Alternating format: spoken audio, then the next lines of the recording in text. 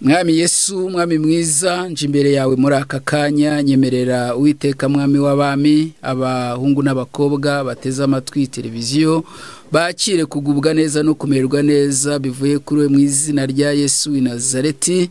Mwami wanjye nyiringabo, unyemerere umwuka wera abari wagiye gukora muri aka kanya, kandi ibyanditswe byera tugiye kuba tuganira, mwami Imana bikore ku mitima ya benshi babohoke mu izina rya Yesu, amen. Rero bakunzi ba Rwanda Gospel TV, ndabashimira uburyo mudukurikirana umunsi ku munsi. Twarimo dushima Imana, dusenga, tuvuga imirimo n'ibitangaza Imana yadukoreye, ndetse uyu mwaka turimo dusoza, harabure iminsi ibarirwa ku kiganza kimwe kino kizawe. Nagira ngo nkubwire uyu munsi Imana nigiye kongera kuguha, cyangwa se kongera kukugira neza, kongera kugusura, kongera kugutegura, kongera kuguhindura, kongera kugukomeza, kongera gusoza icyo Imana yavuze ku buzima bwawe. Ni nayo mpamvu uyu munsi wa none twiga tudashidikanya yuko Imana igiye kugira ibyo ikora mu izina rya Yesu. Rero bakunzi ba Rwanda Gospel TV, tugiye kuganira ijambo riri muri Yesaya ibice byaho 66 umurongo waho. Turasoma gusa umurongo waho wa 9. Murongo wa 9, Yesaya 66 umurongo wa 9, haravuga ngo mbese nzatuma batwita ne gutuma babyara. Nibyo Uwiteka baza, ko ari nge utuma babyara n'abazibinda. Nibyo Imana yawe ibaza. Iri ni ijambo Uwiteka umwami Imana anyujije mu kanwa k'umuhanuzi Yesaya. Arabaza ngo mbese nzatuma batwita ne gutuma babyara. Arongera aravuga ngo nibyo Uwiteka abaza, ko ari nge utuma babyara n'abazibinda. Nibyo Imana yawe irimo kubaza. Uyu munsi ndashaka kuvugana n'umuntu watekerezaga yuko ibyo byarangiye. Ndavugana n'umuntu ugifite amatwi yo kumva, ndavugana n'umuntu ugifite amaso yo kureba, ndavugana n'umuntu ugifite hafi ya nibura umuntu ushobora kumurambika w'ikiganza. Ndavugana n'umuntu uyu munsi wa none ufite kwizera nkuko nanjye mfite kwizera ngo hari icyo Imana yakora ku buzima bwawe. Birashoboka yuko waba urimo kunyumva uyu munsi uri kwa muganga urembye. Birashoboka yuko waba urimo kunyumva uyu munsi uvuga ngo ese nakora iki ko mbona isi isa nkaho yanguye hejuru. Ndavugana n'umuntu uyu munsi bishoboka yuko waba umaze mu rugo rwawe imyaka 6, imyaka 10 niyo yaba inarenzeho warabuze urubyaro. Ndavugana n'umuntu uyu munsi uvuga ngo Mana, ngo ko mbona usa nkaho wandetse. Nje kuguhumuriza nkubwira ngo ijambo ry'Imana tubwiye ngo ituma batwita nayo ituma babyara. Iyatumye ushobora kuba uyu munsi ufite urugo, ukaba ufite umugabo uri mu nyumva, cyo ukaba ufite umugore mu nyumva, ariko ukavuga ngo ntago mfite urubyaro, ntago mfite abana. Uyu munsi mpawe ijambo rihumuriza umutima wawe, nkubwira ngo Uwiteka umwami Imana arakuzi. Yabwiye umugaragu we Yeremiya igice cya 4 ngo nakumenye utaraba urusoro mu nda ya mama wawe, kandi nkuremera kugira ngo uzabe umuhanuzi uzahanurira amahanga. Ndimo ndashaka guhanurira ubuzima bwawe, kuko dufite Imana ibasha gukora ibiruta ibyo twibwira n'ibyo dusaba. Dufite Imana ishobora guhindura amateka y'ubuzima bwawe. Dufite Imana uyu munsi wa none yaza ucyumvira ijambo iwawe bigahinduka mu izina rya Yesu. Ijambo ry'Imana ryo ngo iyatumye batwita nayo izatuma babyara. Reka nkubwire inshuti yanjye, iyatumye uyu munsi ushobora kuba ufite amatwi acyumva, iyatumye uyu munsi uriho, iyatumye uyu munsi hari icyo Imana yakoze ku buzima bwawe, ariko ukavuga ngo ese ko bimeze gutya. Ibuka icyo Imana yari yarakoze inshuti yanjye. Ibuka y'Imana yakuvanye. Ibuka bwa buhamya watanze. Ibuka aya mezi 12 urayarangije.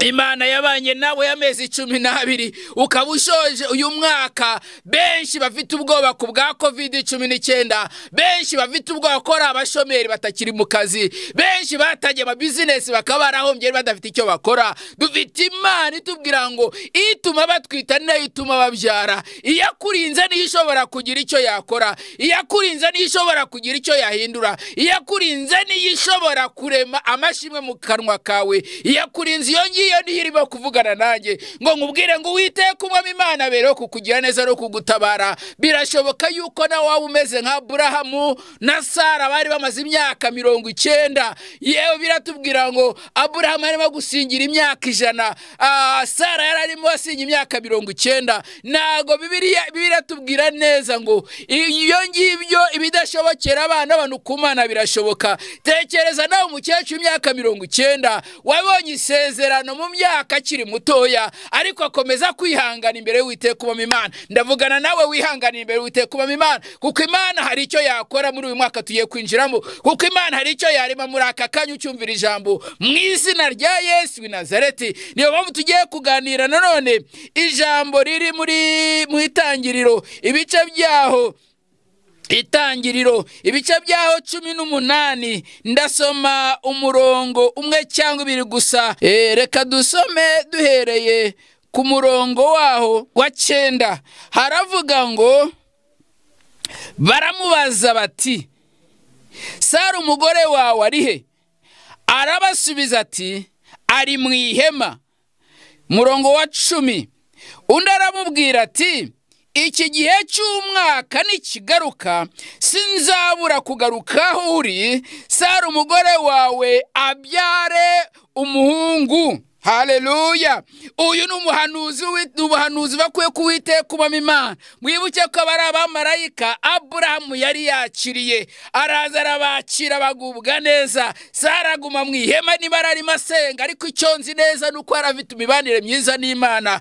Barangije kurya bahaze, barabaza bati Sara umugore wawe ari hehe? Barangije Aburahamu aravuga ati nguraho yibereye mu ihema. Ijambo ry'Imana rirambwira neza ngo ijambo ry'ubuhanuzi manuka riravuga ngo umwaka utaha nk'iki gihe sinzabura kugaruka iwawe, umugore wawe Sara akikiye umwana w'umuhungu. Mvugira ngo amina. Nanjye ndagira ngo mpanurire ubuzima bwawe. Turimo turasoza 2019. Dufite Imana ibasha kurema, ibasha gukora, ibasha guhindura, ibasha gukuraho ibyari byo byose byari byarananiranye imbere yawe. Niba iyo Mana yarinjiye kwa Aburahamu mu myaka 90 n'ijana, yabuzwa n'iki kwinjira iwawe? Yabuzwa n'iki gukora ibyawe? Yabuzwa n'iki kuguha urubyaro? Yabuzwa n'iki kuguha akazi? Yabuzwa n'iki kugukiza indwara? Yabuzwa n'iki kuguha umugisha? Yabuzwa n'iki guhindura amateka n'ubuzima bwawe? Uwiteka umwami Imana aravuga rero nkubwire ngo humura, kuko Imana irakuzi.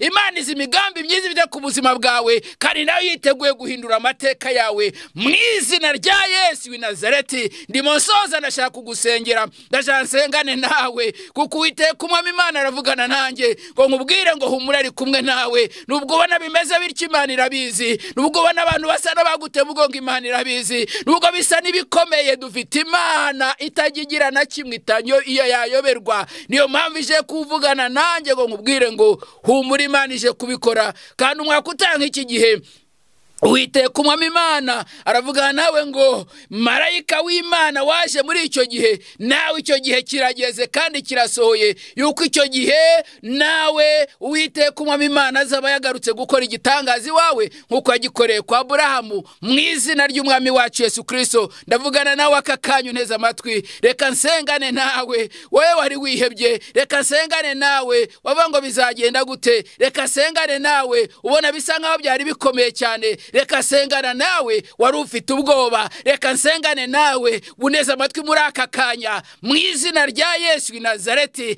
ndavunagura buri imbaraga zose z'umubi Satani, ndirukana abazimu n'abadayimoni, ndirukana imyuka na karande zikurikirana ubuzima bwawe, ndirukana buri mwuka ruguhagazeho. Rekura ubuzima bwe mu izina rya Yesu. Ndatatanya imirimo n'imigambi yose y'abasatanike, ndatatanya imyuka y'abarozi n'abahindura ubusa imbere y'Uwiteka umwami Imana yacu. Ndavuze ngo ibyo byose mwamuroze ntacyo bizamutwara, kuko ijambo ry'Imana ngo nibyica niyo twabirya ntacyo byadutwara. Mu izina rya Yesu agomba kubaho, agomba kubaho, agomba kubaho. Mu izina rya Yesu w'i Nazareti agomba gusubira mu kazi ke. Mu izina rya Yesu w'i Nazareti agomba kongera kwaguka, agahabwa umugisha. Umwaka utanga iki gihe Uwiteka umwami Imana yongeye kugarura amashimwe mu rugo rwawe wa mupapa we, mu rugo urugo rwa mama we wari umaze igihe birashoboka, wari umeze nka Morodekayi uri ku irembo, ariko ryo nkubwire ngo Uwiteka ubamo Imana arambwe ngo humura kandi komera, Imana iri kumwe nawe, yabanye nawe cya gihe, iyo Mana iracyahari kandi iteye kubikora. Nyuma y'aya masengesho Imana igiye guhindura ubuzima bwawe n'amateka yawe mu izina rya Yesu. Dushoreje ahangaha ari kubona Pastor John Karimbanyi. Ushatse kumpamagara, telefone yanjye ni 0788430085. rero ukurikiye iyi televiziyo, Imana iguha umugisha, zana ibyifuzo byawe, turahari kubisengera, kandi umwaka utanga iki gihe nawe uzatanga ubuhamya, nawe uzatanga amashimwe ko ari icyo Imana ikoze guhera uyu munsi kugera icyo gihe mu izina rya Yesu. Dusoza umwaka wa 2020, nagira ngo nkubwire ngo urinjira 2021 wakira kugirirwa neza n'Imana. 2021 ugiye kuba umwaka wo kuguhoza amarira. 2021 ugiye kuba umwaka wo kuguhindurira ubuzima. 2021 nagira ngo nkubwire inshuti yanjye unteze amatwi muri aka kanya, ugiye kukubera umwaka wo kuguhoza amarira mu izina rya Yesu Kristo wa Nazareti. Amen.